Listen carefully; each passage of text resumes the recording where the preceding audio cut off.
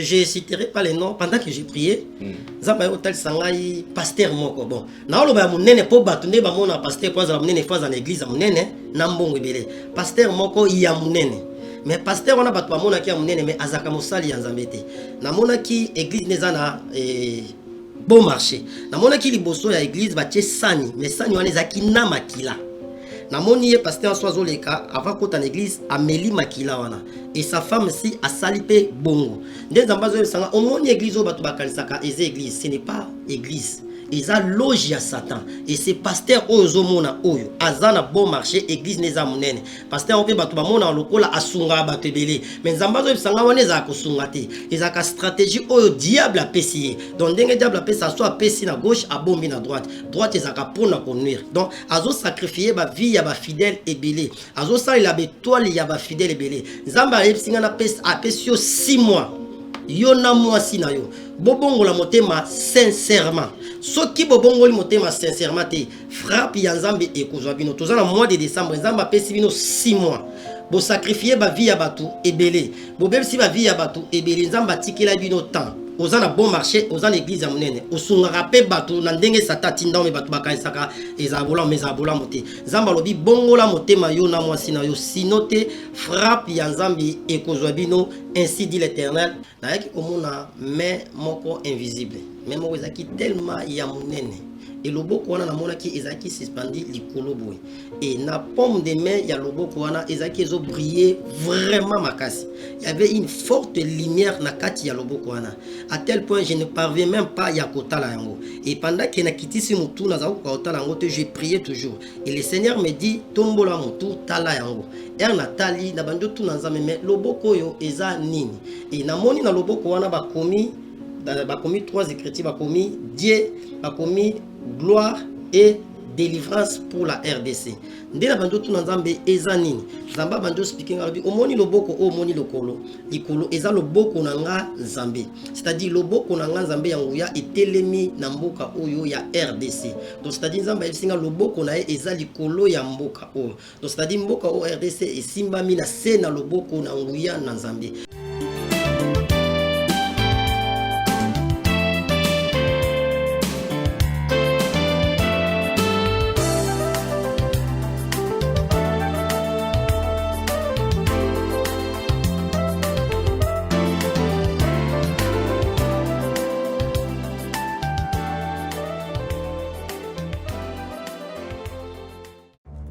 Dans les soucis de vous informer, divertir et vous former, Nouvelle Tendance, votre chaîne, met à votre disposition des applications, radio et télévision. Comment installer? C'est simple. 1.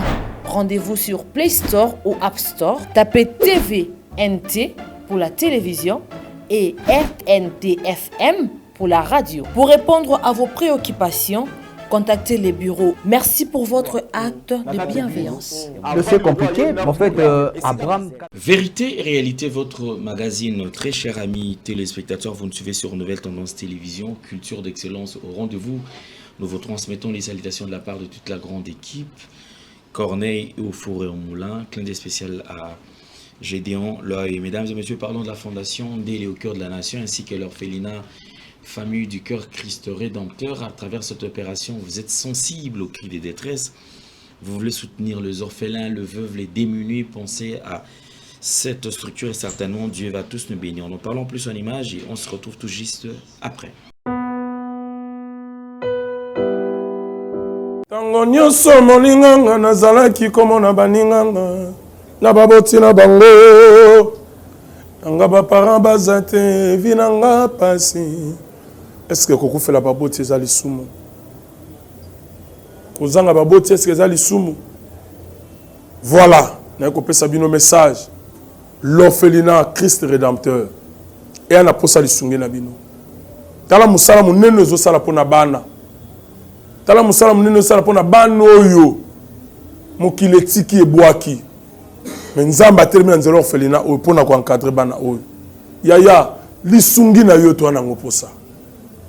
Un euro noto ana ngoposa pona mwana moko. Tango mwana moko allié nzambe ya bitike oya permettre ete na nzela no mwana alia akobosa na ote. Voilà message ya l'orphelinat Christ Rédempteur tu as besoin de sungi na bino ba numéro za na se kota contact na biso assistance na yo et aux ali sungi pour na bana que le Dieu des orphelins a bénir dia ma mtu nyoso ja ta likanisa ko sala quelque chose pe o sali yango zamba pambola bino. De retour sur ce plateau, je pense que nous avons les différents produits disponibles ici chez nous. Vous en avez besoin, en tout cas, veuillez nous contacter sur le numéro qui est affiché et nous allons vous donner beaucoup plus de détails. Les différents produits sont disponibles ici chez nous. Vous en avez besoin, contactez-nous et nous allons répondre à ce que vous avez comme besoin. Prenons la pipe, on revient tout juste après. Merci Banakin, Bana monde entier. Maxi bien-être. Sougala café, logo na mêlé logo mais logo ezamabe. Il y a bien pour na panne technique mais ko sale la on ndenga mabete sale la ngo pona mama. Ba célibataire to lingi bino ate. So maka boma mukolo bala. Pourtant mzo ba produire ngo sute. Maxi bien-être yango yo. Lukango benga ndeko nanga alendele yé mutu Ayebi esika ko fournir yo autant que tu veux $35 et zebele na kati sobo melika moko de jour bien mais hémorroïdes banini tout ça bilialia vanda musala banini et réparer yo système ya break et réparer yo pe fonctionnement ya break de break donc et pe son fonctionnement ya bien to comme ba congolais toujours gagner ba match on va défaite. Pas de technique en plein match, c'est pas bon. Zongela et local. Nana c'est éviter de dire surtout ba pasteur, bodingo mela boyawa. Bobenga pena alendele na numéro na e pour bobenga pour bozo local. C'est important. Traitement poison anti-poison yango yo. Ne ba mususu mela ngo avant kende obima, o mela ngo. Ça des jours atabate le local. Moi cuire mon corps c'est bon. Oyope anti-poisson. Donc, ce qu'on attend, ils ont la carte. Et l'on l'a. Alain de Mikolo somme. N'habite Mindela, on va payer Bilogo. Pour Bilogo, on va dire solo. Mikolo, va tirer à poisson à toi, famille, à toi, problème dans moutoute, jalousie, car donc, va produire en wana, il y a anti-poison, oyopé anti-poison. Donc, benga Alain Dele, à partir naïe, à Ibneni, ou à Ozwango. Nous amenons à Pambolabino. Mi batte lambo ke komi biete batwa komi na jalousie oyo tozo comprendre de souté bana mike bazo kufa mikolo bazo kufa ba otiana bana bébé ba poisson donc toujours zala nanti na ndenga na ndako c'est bon que Dieu vous bénisse. Merci beaucoup. Après un long moment, je crois, de silence, je crois près d'une semaine, déjà tous avec un prophète Gaylor sur ce plateau. Aujourd'hui, on le reçoit encore parce que après cette prophétie qui a bouleversé, cette prophétie a bouleversé. C'était une prophétie dont le gens on va prendre ceci en image. Là, c'est l'évangéliste Roger Baka qui parle de ce qu'il a vu. Mais je vois que les gens ont interprété ça dans les très très. Donc il y a Solana Rebelle, il y a Solana Banguna, il y a ennemi à RDC, il y a Lingi Mokozi Mbokate. Or, le gens, et Sengeli Bayi Baka. C'est pas tous ceux qui sont autour du président de la République, n'est pas le président de la République, non. Mais personnellement, je sais que la plupart est au baza mingi. Et même le président, mais sous balinga opportunité au président Pessaban. Et la personne du président de la République, peut-être, de idéologie nae, bandi magangote. Alors, qu'il n'y ait pas de gens au baroki ou local qui étouffent bateau. S'il y a un souci, il serait mieux, par exemple, bengi bo convoquer batouana qui monsieur Kingani to Y. Il y a un problème en yoka ki ndenge nini to banda ki wa piesu ki ndenge nini bo interpeller montu au lieu ya ko zo montu na ko bolingi ko bo intoxiquer bo benga même ba service baba na ko interpeller batu baba le ko peut-être ko faire taire batu à la place ya ko faire taire batu inviter ces personnes baya verbino ba expliquer bino si c'était quoi les problèmes, qu'est-ce qui s'est passé réellement et banda ki ndengeni ba mona ki ndengeni et quelles sont les pistes de solutions au bango ba koki ko proposer pour que to solution et monana na likambo oyo ezali ko ranger batu. En fait, Gaylor, bonjour et bienvenue. Bonjour Papa Alain, merci beaucoup. Santé bonne. Oui, Nzamba Zobatela, bino poza malamu. Ngolo Nzambe, et je pense qu'il y a un monde de Zobatela biso. Alors, ils ont le plaisir de partager au plateau Lelo. Dans l'année quand même tout l'anda extrait, il y a un message au évangéliste Roger Baka. Oh déjà comme tout le monde bat toi ça il a une mauvaise campagne. Bakangaye, basalaye boy. Biso to le Bakaka, bo Simba. Évangéliste Roger Bakate. Laissez-les tranquilles. Mais si il sera invité pour la solo là, pour la limo là, ceux qui peuvent noter la piste de solution, et vous allez payer madame suivant. Ça faisait une semaine que je vis des militaires contrôler la ville. Ah. Et j'ai vu les gens encercler l'OIA dans les désordres et les chefs n'avaient pas ni par sortir.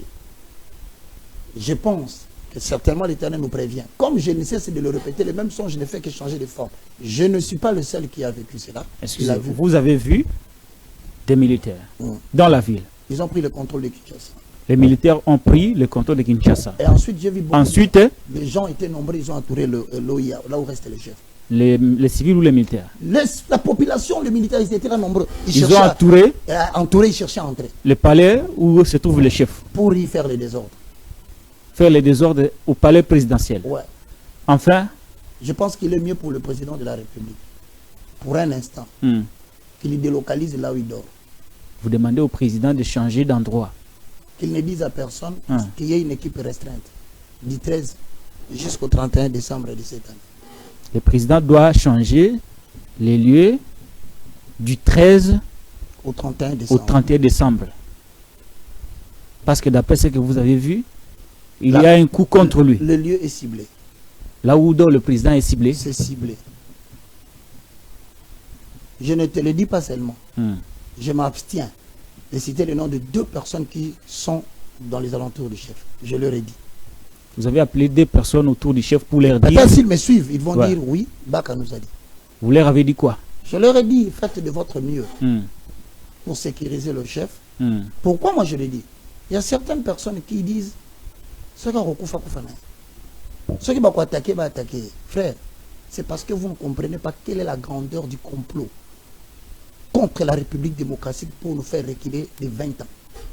Le jour où vous allez le comprendre, vous ne défendrez pas le président.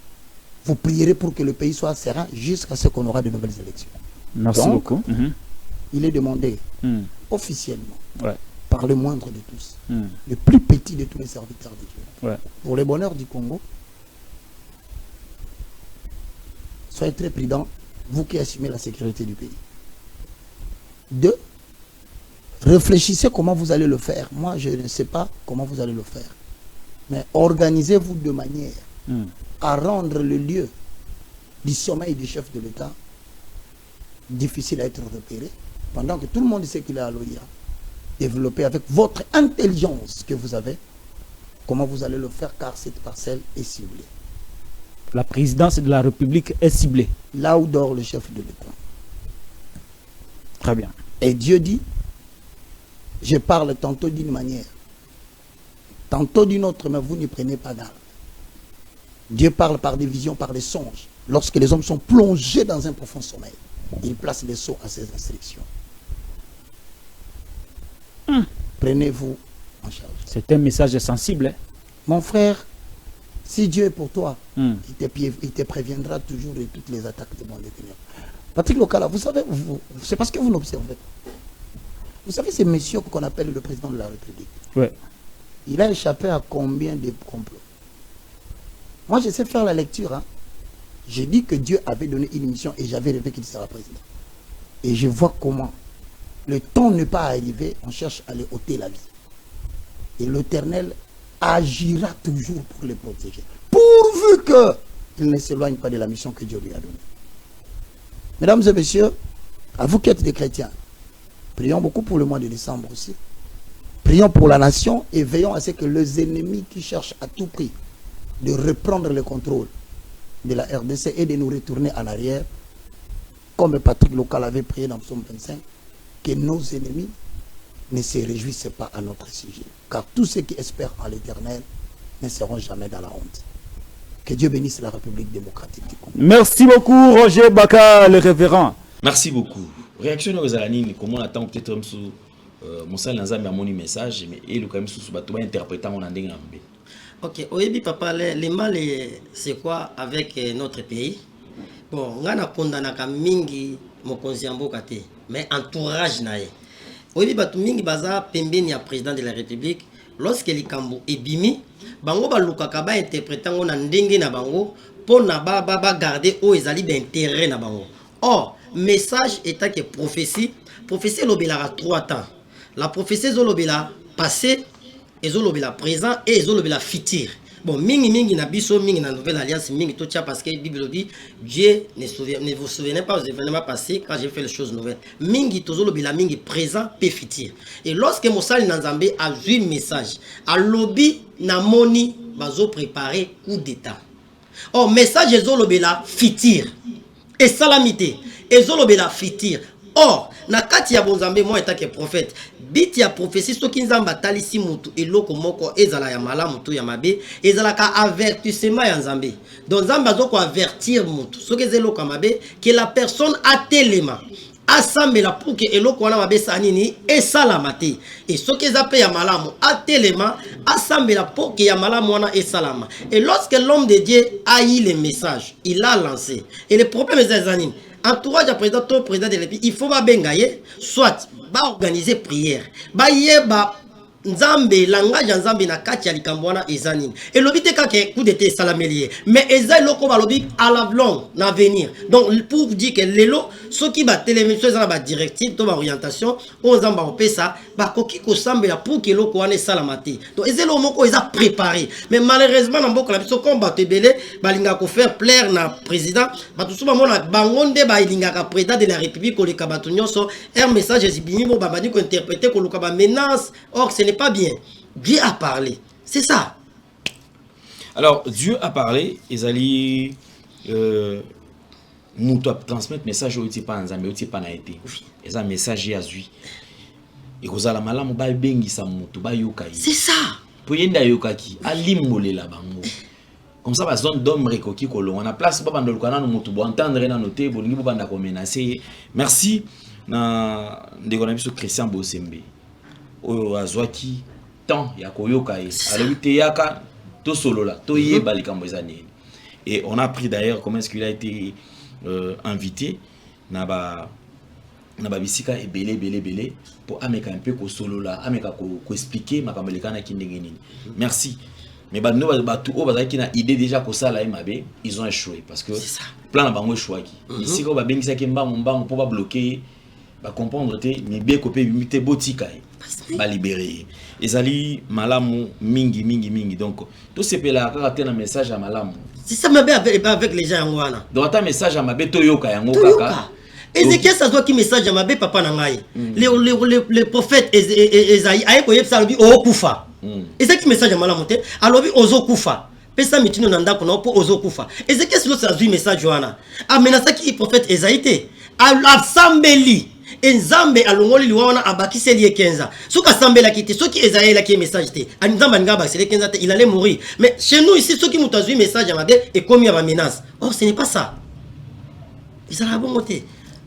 OK.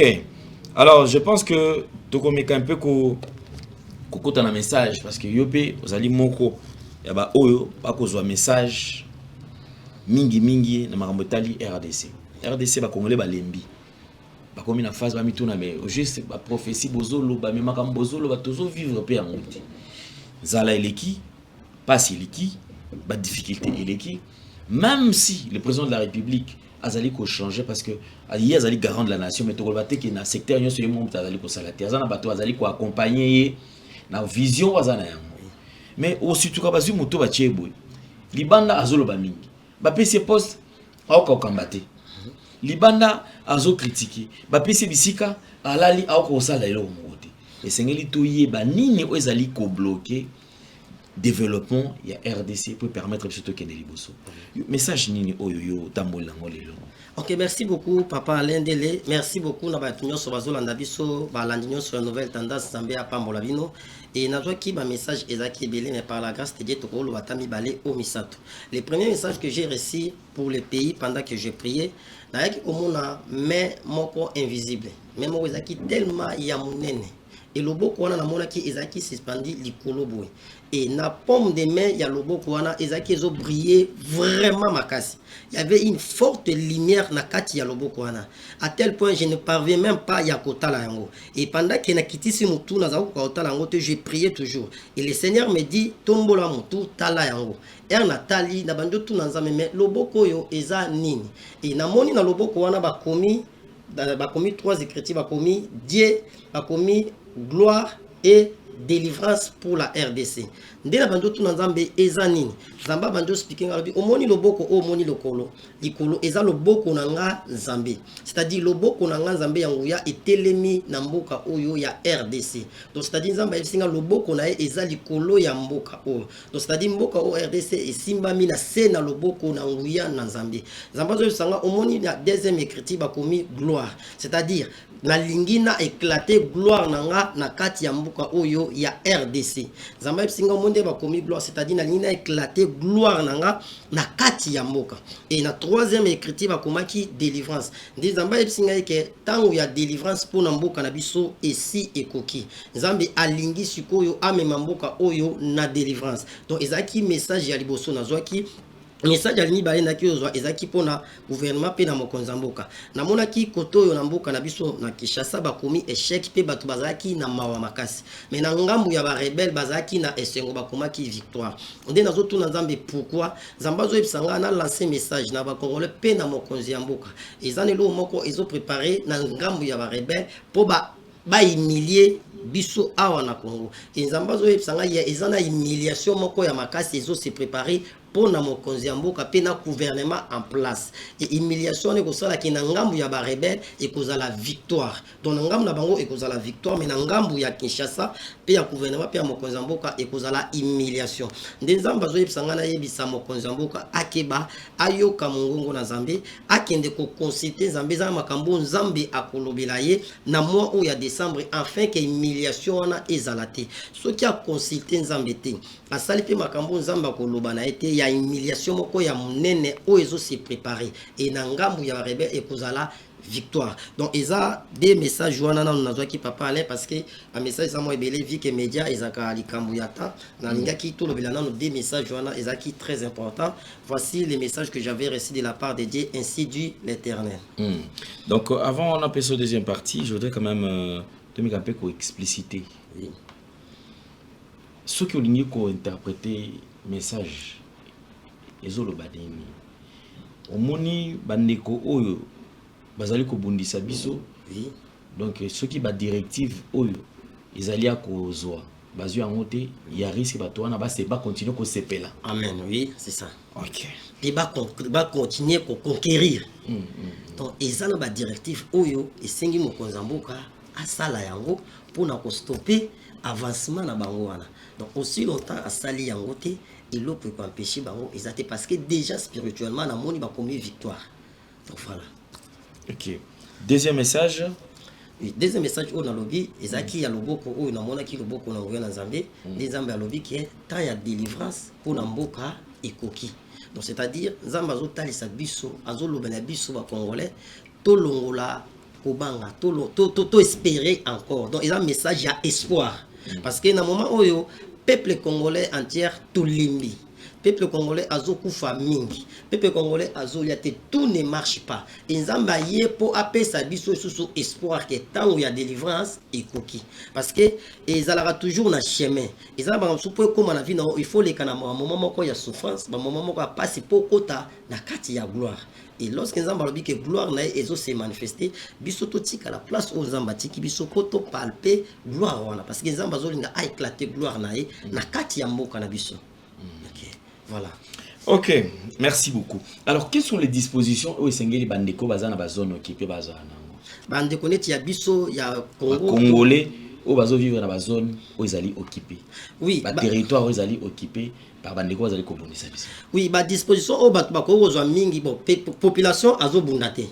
Population azana mindu kité. Mutakoye ko zo ba disposition pour na ko arrêter makambo wana eza ba militaire na biso. Or, ba militaire pour bazo ba disposition wana instruction ezo uta likolo. Donc c'est-à-dire il faut garant de la nation azwa ba disposition. Oui, mais pour la sécuriser la population, parce que c'est vrai que bazar déjà na mbisi que zali insécurité zali. Bazo attitude nini au sengeli bazala. Bazala na lo sambo, baba npa to susu baba o azana makoki akobima babima to basala ndenge nini. Papa le, omoni esengi to lo ba vérité. Eza bon, na yebite mais na ndimité, eza na pays mon côté oyo balonga bitumba kaka par la prière. Chaque chose à son temps. Zambaza na part na ye, mutoza na part na ye. Ezane tibo na pesi exemple papa lenden. Poya na bureau na yo oya musala. Esenga ki olamuka, o sokola, ola tabilamba bien po ozobima, n'est-ce pas? Donc Zamba sali part na ye apesio souffle de vie na tongo alelo. Donc Nzamba oyate po abosser monoko. Nzamba oyate po sokola. Woni za responsabilité ya yo moto. Donc c'est-à-dire quoi? Dieu est dans notre camp parce que Dieu aime ce pays. Souci Nzamba ezate makambo ya balkanisation na kimboka e kabande batu ba kufa. Mais na ngamu ya ennemi, ndenge tozo kende soki président de la République aza souple te na makambo Nzamba zolobela ye. Soki président de la République a continué ko désobéir, soki président de la République a tosi mongongo Nzambe te, mboka ezoka bwana. Mboka ezoka bwana. Mais Nzamba lingote, il faut tozo ba disposition, c'est-à-dire au-delà ko sambela, il y a des ceux qui prient. Nous aussi nous prions pour le pays. Mais ba konzi bazwa par na bango, c'est-à-dire armée na biso efwe telema parce que kuneza likambu ya minduki so bino boza minduki te bozo bundate boko arrêter bango ndenge nini bango na boya par la prière te bazoya bazobunda donc biso pe faut bazo ba disposition wana pour que ba intercaler bango ba lekate c'est-à-dire par les armes et ça par la prière te prière ko sa maramunyo sauter mais ba israélite o biso lelo toté ya kabana ba israélite baza bitumba est-ce que ba osambela kaka mais bazo bunda masa sezo betama mais biso siko na ngamu na biso ezo zala kaka c'est le fait o réquisitionner ba benga stratégique bino bozo zonga na ndenga stratégique mais ennemi ozo sala nini azo progresser en attendant azo progresser population de tozo kufa il faut se mettre. L'État congolais a sa disposition pour sécuriser la population, a sa disposition et sécuritaire, pour disposition militaire pour permettre armée Nabiso et Bunda. C'est ça. Okay. Bon, j'aurais appris tout l'année de l'information. On a évité ces avrais parce que je confirme pas. On a basé dans ce bazo le bazo le bas. Oh, bazo fout à bango bien te. Bazo dans un front bazo le la onzala. Oh, mais ça c'est ça. Oh, bah wanzalendo. Oh, bah bon on sous président on ça bah voyage belé dans un monde bah corps belé parce que bah voyage le président ça et ça demande beaucoup d'argent. Bon on a bago sous ma mindoki. Na lundi sous bah benga sous qui directeur sonani à banque ce ministre à banque. À lobby bazo bimisa 5 millions de dollars. Gouverneur il y a 5 millions de dollars pour bailler manzembo ya franc congolais ndenge franc congolais et valeur ya koleka dollar mais ça c'est quoi ça avec 5 millions de dollars pourquoi ça m'appelle minduki 5 000 dollars papa est-ce que franc on a des valeur ya koleka dollar voilà ça m'a ça vérifier donc ils ont ma bloc ça si ko yona baba mbongo nyoso wana po izo kende wana ba ko so organiser pe ba luki armement ya bien ba fouti ba soda bien po mutu so fouti bien otelie kolia a obunda bien mais mutu so zolia bien te po tozola na mona ba wazalendo bango bazo piller sur population au FARDC appuyer sur population naïe ça c'est quoi ça? Ok, merci beaucoup Manamboka Gelor Kasai. Je pense que nous allons pour la deuxième partie pour souci zali bandeko bazola dabiso bazala fermier bazala quelque chose ekoki ko songa bango surtout na makambo oyo ezali motuya. Il y a encore un message aujourd'hui. Bon, je citerai pas les noms pendant que j'ai prié. Zamba hotel sangai pasteur moko. Bon, na oloba munene po batunde ba mona pasteur kwa za munene fois dans l'église munene na mbongo ebele. Pasteur moko ya munene. Mais pasteur on a batu ba mona ki ya munene mais azaka mosali ya Nzambe te. Na mona ki église neza na bon marché. Na mona ki liboso ya église ba tie sani, mais sani wana ezaki na makila. Na moni pasteur Soazo leka avant kota na église ameli makila wana. Et sa femme si a salipé bongo. Des ambazo sanga omoni église o batu bakanisaka eze église, ce n'est pas église. Ils a loge à Satan et c'est pasteur ozo mona oyo azana bon marché église neza munene. Pasteur on peut batu ba mona lokola asunga batu belé. Mais ambazo sanga wana za kusunga te. Ils a ka stratégie oyo diable a pessier. Donc ndenge diable a pessa soit pessi na gauche a bombi na droite. Droite ils a ka pona conduire. Donc azo sacrifier ba vie ya ba fidèle et belé. Azo sa il a bétoile ya ba fidèle et belé. Zamba epsinga na pes a pessio 6 mois. Yo na mwasi na yo bobongo la motema sincèrement soki bobongo li motema sincèrement te frappe ya Nzambe ekozwa bino tozana mois de décembre Nzambe apesi bino 6 mois bo sacrifier ba vie ya batu ebele bo même si ba vie ya batu ebele nzamba tikela bino temps oza na bon marché oza na église ya monene osungaka pe batu na ndenge satati ndao me batu bakanisaka ezabola mezabola mote nzamba lobi bongola motema yo na mwasi na yo sinote frappe ya nzambi ekozwa bino ainsi dit l'Éternel yango na message mususu na kokai ko bakisa papa ale. Merci beaucoup. Nous allons prendre la deuxième partie comme d'habitude. Prophète Gelor, vous avez la parole. Merci beaucoup pour la parole, Papa Alain. Nzambe a pambola batu nyonso bazolanda biso. Tolingaki tozwa tango moke ya exaltation na biso. Et par la grâce de Dieu, thème aux Nzambe apesi biso tozolonga tolobela de l'humiliation à la gloire.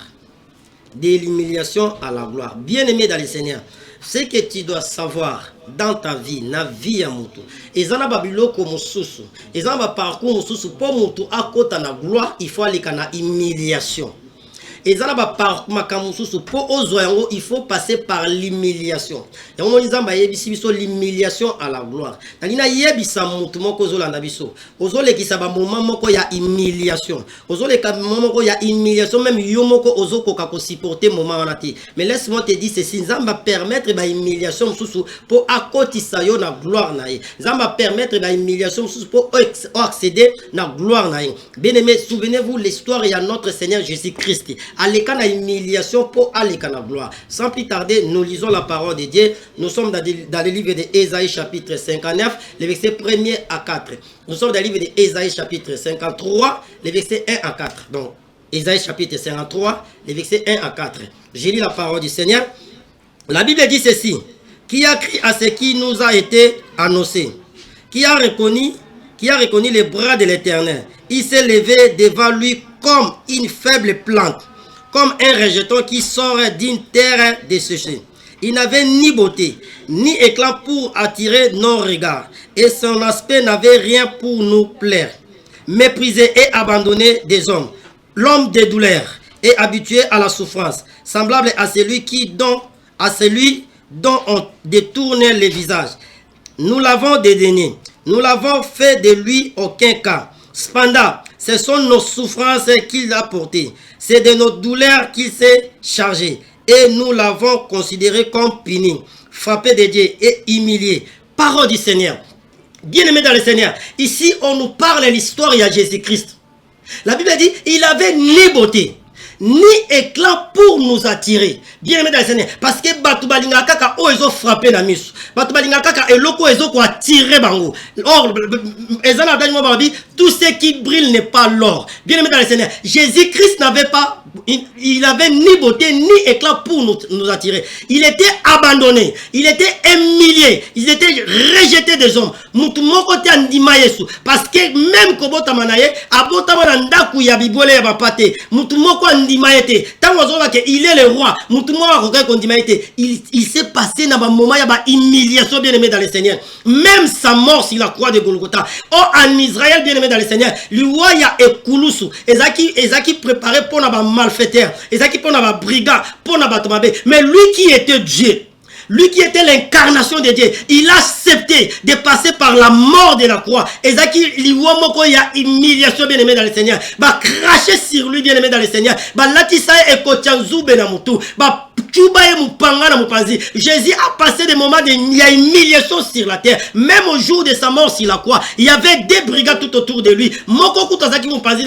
Si tu es le fils de Dieu, sauve-toi toi-même. Bien, mais ezaki humiliation. Or, le col Nzambe, le fils de Dieu, il ne pouvait pas passer dans l'Iwa ya bongo. Mais Dieu a accepté ça. Qui a voulu que Jésus-Christ puisse passer dans l'Iwa ya croix ya humiliation? C'était lui-même, Dieu bien-aimé dans le Seigneur. Et Mouyibi même a se moquer naïe. Bien-aimé dans le Seigneur. Or, Nanzela ya liwa ya kulus, Nanzela liwa ya croix. Et après la mort de Jésus, Zamba pesiye gloire. O elekili kolo ya nyonso. La Bible dit, il a reçu le nom qui est au-dessus de tous les noms. Et tout genou doit fléchir devant le nom de Jésus-Christ. Et toute langue confesse que Jésus-Christ est Seigneur. Or, pour que toute langue ait confessé que Jésus-Christ est Seigneur, pour que toute langue bayeba gloire en Zamba tcheki kat na Jésus-Christ, il a fallu que aleka par l'humiliation. Bien aimé, accepte l'humiliation. Accepte que les gens t'abandonnent. Accepte que Batouba rejette yo. Accepte que Batouba tchola yo. Peut-être que nous avons comment obenga yo amela milangi. Poto obota kate. Osez combat. Mais laisse-moi te dire, accepte cette période-là. Comme Anne Maman et Samuel. No, rival na penina. Azaï ko semonke na ye. Mais ezaki moment ya humiliation pour Anne. Ezaki moment ya humiliation. Mais mukolana lorsque nzamba lekisi na humiliation. Nzamba manifester gloire na ye. Aye ko pesa ye Samuel. Lelo batu babeta li solo à Samuel. Mais bana ya penina. Mutu moko yebi bangote. De l'humiliation à la gloire. Bien aimé dans le Seigneur. Moment ozo passé. Zamba yebi yango. Et ce que vous devez savoir, bah héros mingi, bah to mingi zamba benga na grandeur, bah les kaka mingi na humiliation. Lisez la Bible, vous verrez ça. Même Moïse Ozaki libérateur yabana Israël, il a passé par l'humiliation. Na ba frère na ye moko. Un jour, Égyptien moko azobuna na ba namona Israël, na Israélite. Moïse aya côté li bande kunaye. Abomi Égyptien na. Et yoka ba na Israël qui t'a établi roi, juge entre nous et Moïse Ozaki humilié. Mais le même Moïse wana nzamba ki kutana yesusu pona ko libérer bana Israël. Bien aimé dans le Seigneur, tout le bani pona Joseph. Joseph a été vendu par ses propres frères. À l'écart de l'humiliation. Bateka ina Potiphar, baboka ina libulu. Joseph a kota ba prison bien aimé dans le Seigneur. Ba kosela makambu ya viol. À l'écart qui na ba moment moko ya humiliation. Or la gloire de Dieu est ça qui cause les cas qu'on a en prison. Et lorsque Pharaon l'autre qui noto et c'est quand Joseph a interprété en et lorsque Joseph a interprété qui songe bazoi qui est à comme un gouverneur en Égypte et humiliation à nyoso à bosana kiango d'humiliation à la gloire. Dieu mais les lozo balaté. Batu ba koma ko benga yo abala kate. Bien aimé, accepte cette période-là. Et après humiliation, Zamba ko glorifier yo. Bato babala bien aimé dans le Seigneur liboso na yo, ba lekio ne lo côté. Bato pe babala liboso na yo, ba si mabalate. Peut-être libala na yo e koleka ya bato wana. Peut-être voyage na e koleka ya bango. Peut-être bano yo ko bota e koleka bato ba bota va yo. De l'humiliation à la gloire. Bien, mais tu dois accepter l'humiliation pour vivre dans la gloire. Même Job, dans le livre de Job chapitre 2, si vous lisez bien aimé, la Bible dit Job a qui na nyoso. Mais un jour, Job a tout perdu. Job a perdu des bisbozinaïs, a perdu des bananes, tout va travailler. Job a commis qu'on passait dans un moment d'humiliation. À tel point, même moi, si je suis un maudit Dieu au Koufa. Parce que l'humiliation est le cas qui. Zote poli, mouton, zaki yambongo. Même à Ninga, naïba tikiye. Mais Job a accepté l'humiliation. Job témoignait toujours, je sais que mon rédempteur est mandé caché. Il a dit, je sais que mon rédempteur est vivant. Il se lèvera un jour et il me délivrera. Bien aimé, Job a accepté l'humiliation. Si vous lisez dans le livre de Job, chapitre 45, le verset, Job 42, le verset 5, la Bible dit, mon oreille avait entendu parler de toi, maintenant mes yeux t'ont vu et je témoigne. Job a témoigné maintenant les merveilles de Dieu. Pourquoi? Parce qu'il avait accepté l'humiliation. Bien, mais même pour ce pays, nous sommes humiliés. Les peuples congolais sont humiliés partout dans le monde. Même dans Brazzaville. Regarde combien de Congolais. Kende Kota en Angola. On m'a envoyé même des vidéos bien aimées. Ça fait mal. Combien même les Angolais. Bazo Bomabande Konabiso Congolais. Peuple congolais partout aza humilié. Même en Afrique du Sud. Il y a d'autres frères qui sont en Afrique du Sud. Nos frères congolais. Oh Bazo la poste Bazo Ngalamboka. Mais Bazo Kokate. Bazo ko humilié bango. Ko boma bango. Ko rejeté bango. Mais laisse-moi te dire. Nalingina yebisa Congolais moko. Nalingina lancer message d'espoir. De l'humiliation, gloire et la gloire qui nous attend et que la humiliation. Ils viendront ici dans notre pays. Même les États-Unis d'Amérique, retenez ce que je vous dis, état qui est prophète. Même les États-Unis d'Amérique, ils viendront ici. S'incliner dans le Congo. Parce que la gloire que Dieu va se manifester dans ce pays est le pays le plus puissant au monde. L'humiliation au Congo, Bazo boma bande konabiso, bazo violer ba maman na est, bazo boma bien mais ça fait mal. Mais l'humiliation en gloire et la gloire de Dieu nous attend pour ces pays. Tokoko ta la gloire dans Zambie et je crois et je confesse état que nom de Dieu état que prophète, je crois que gloire wana eza pour la kalaté. Bien mais le Congolais comment eloko pamba. Même dans Mboka na biso moko bazo ke milier biso. Même dans Mboka biso tout ne marche pas. Il y a pas d'électricité, il y a pas d'eau. Tout, ceux qui moulent bêtis, inondation partout. Donc rien ne marche. Nous sommes en train de passer par un moment d'humiliation. Colia, c'est tout un problème. Transport, problème. Bien aimé, après cette humiliation, la gloire de Dieu nous attend. Et peuple mususu, nation mususu, kobanda kobeta siko lisolo ya peuple congolais, mais nandenge ya malam. Même nos frères qui sont en Europe, partout en Asie, en Amérique, bazala posta bazonga na mboka, parce que mboka wana humiliation eleki, il y a rien de bon encore. Mais bazotala bazonga ndenge ni l'insécurité. Il n'y a pas d'eau. Maïzate, courezate, insécurité, bien-aimé, l'humiliation, oyotozo les kanango, gloire et zelabiso. Même la personne que Dieu a choisi pour ce pays, peut-être pas tout le kibomoto, bah on est dans l'autre côté. Bien-aimé, ne te sous-estimez pas. Peut-être moutongo ezayo. Cause tala, cause la terre moutumoko il faut y avoir mandé fouton d'unité. Jésus-Christ va mépriser qui. La personne que Dieu choisit va te belé baïba amote. Même Moïse, même les Israélites baïba ate que Moïse dans la sauveur na bango. Tout le bani pour Joseph, même Joseph na famille na ye, na bande konaye azaki méprisé. À l'autre andoto, ayem sabango oui, faisait des sons, yo la kisakani, bazaki ko méprisé. Bazaki ko humilié. Mais or, à travers lui, Ndesengaki Israël, Babi Manakati ya famine, Oezoa Kibango, lorsqu'il y a comment qui gouvernait en Égypte, et Jacob Nabananae, bah y a en Égypte dans Zéla ya Joseph, parce que Azalaki déjà Mokozi, et bah Pesa Bango, ville Moko ya Kitoko, ville ya Goshen en Égypte, et Zaki parmi la ville ya Kitoko, place Batambo Bazaki. Mais regardez, parcours ya Joseph. Même David a été humilié de ses frères. Bande konaye, bazaki peme na papa na bango Isaï, mais David azaki na brousse. Azoke koboko la papa te tata nae. Pendant que bande koba okende classe, pendant que bango ba jouir, mais David azaki na zamba. Oh na zamba kuna na kati ya humiliation selon bande konaye, zamba azaki ko préparer David. Na kati ya zamba, David aboma lion. Na kati ya zamba, David aboma kosi. Et mokolo abima akenda ko isa Goliath. Bien-aimé dans le Seigneur, humiliation zoleka. Yondo ko isa Goliath ya vie na yo. Yondo ko sa Goliath ya Congo, yondo ko sa Goliath ya famille na yo. Nzamba zana ko préparer yo na kati ya humiliation. Accepte le code de l'humiliation. Peut-être ozanga mbongo, ozangi musala, ozangi mabota, ozangi bana, ozangi libala, ozangi kimia. Tu es rejeté. Net Jésus-Christ, il était rejeté. Na ba frère na ye moko, batikala kondima ete. Mais gloire ezali kolo na ye azui kombo koleka ba kombo nyoso kombo moko te na mokieza likolo a Jésus. Même les démons bato sa kombo Yesu. La maladie fléchit des genoux devant le nom de Jésus. La pauvreté ezo fléchit ba genoux. Célibat, sécheresse nyoso ezo gumba la Jésus. Mais pour azwa gloire wana, il a fallu passer na humiliation. Il y a de l'humiliation à la gloire. Bien aimé, accepte l'humiliation. Que les gens vont abandonner yo.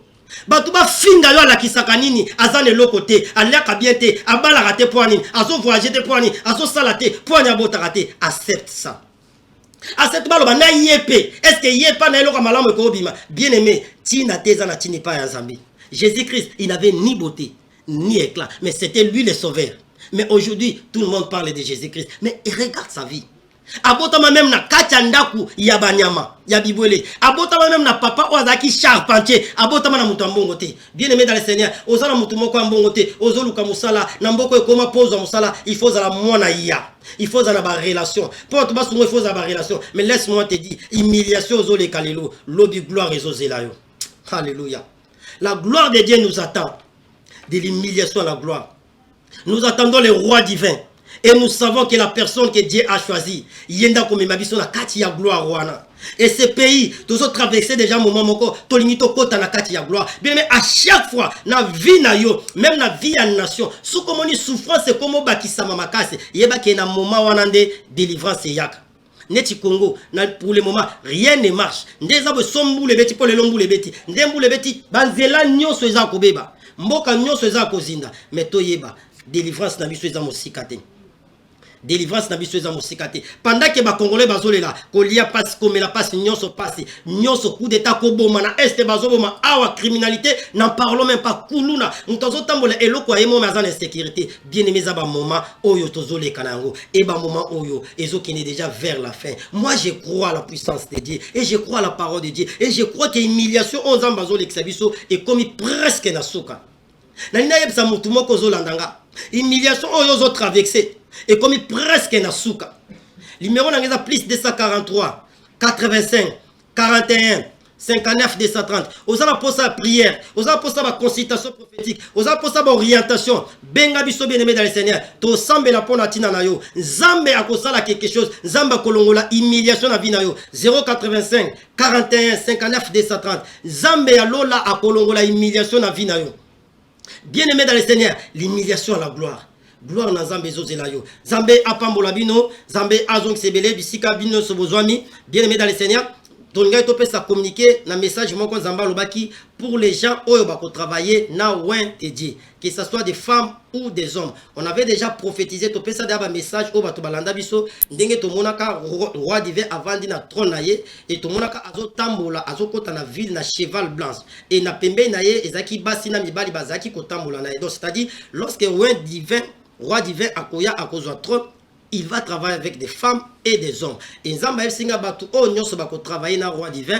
Et dans le service, il faut et salama. Il faut ça l'alliance dans Zambi. Tokoye bisayo ango okobenga biso parce que dans les médias on peut pas tout dire. Donc yo o yebi au Santaka. Peut-être Dieu t'a déjà parlé, aux a convaincu, aux a convaincante que oko travailler dans le roi divin. Benga biso numéro est affiché. Benga biso tokoye bisayo ndenge ni Nzamba lobi et oko ça l'alliance dans Zambi pour okota na kati ya royauté wana. Et Nzambe apambola bino. Nzambe Azongi Sebele Nalobi 085 41 59 230. Bien aimé dans le Seigneur Nzamba Pambola Bino, Nabanyo Sobazo Landabiso Tozo continuer opération Nabiso Yaba visite Yama malade. Et les samedis, selon l'orientation, tu vas malade dans la clinique universitaire, tu vas na campus pour rendre malade visite. Nzamba Pambola bande konyo sope bazo contribuer pour na likambwana. Mukolwana Jésus-Christ apoya apoye sayo ke na belaki osunga kingate opesenga ki c'était yo tu na Jésus Jésus na mona ki wapi na pesa ki okiste awepso à chaque fois mona ki muta malade o yazaki na besoin sunga ki était ezaki ndenga. Bien aimé toza na besoin yaba aide na bino.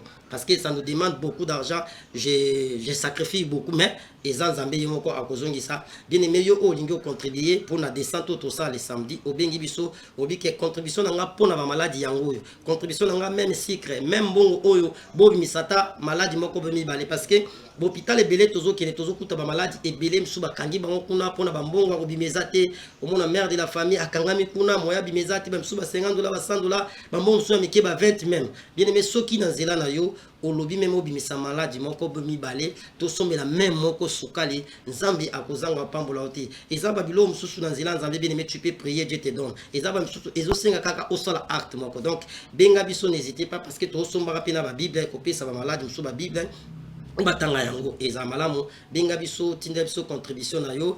Dieu ne manquera pas de vous bénir.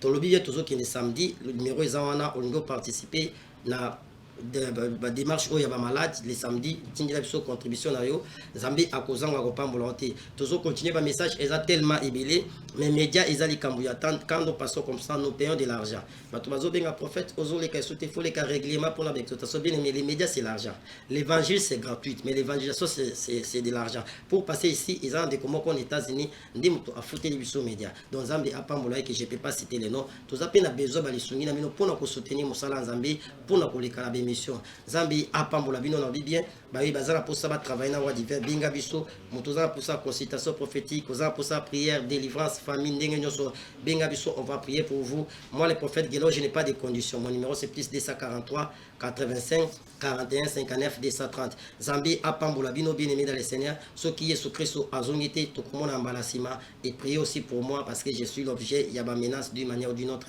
vous savez déjà mais on n'a pas peur to sala mosala Nzambe Nzambe apambola bino. Merci Banakin bana monde entier. Maxi bien-être. Sougala café logo logo na mêlé logo mais logo ezamabe. Il y a bien pour na panne technique mais ko salela on ndenge mabe te salela ngo pona mama. Ba célibataire to lingi bino ate. So maka boma mokolo bala. Pourtant mzo ba produire ngo soute. Maxi bien-être yango yo. Lukango benga ndeko nanga alendele ye mutu ayebi esika ko fournir yo autant que tu veux $35 ezebele na kati sobo melika moko de jour bien mais hémorroïdes banini tout ça bilialia vanda musala banini et réparer yo système ya break et réparer yo pe fonctionnement ya break de break donc et pe son fonctionnement ya bien.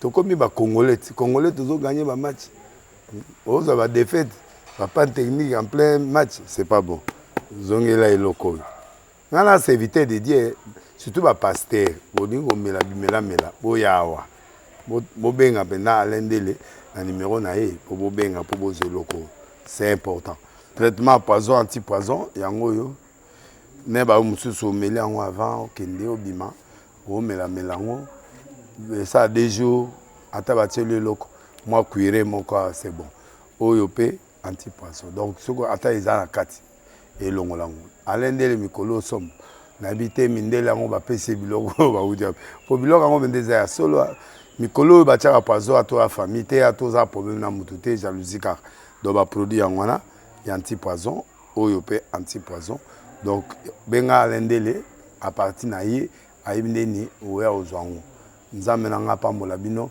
mibatela mboka ekomi bien te bato bakomi na jalousie oyo tozocomprendre desu te bana mike bazokufa mikolo bazokufa baotia na bana bebe bapoison donc toujours zala na ntina yo ndenge nga na ndako c'est bon que Dieu vous bénisse.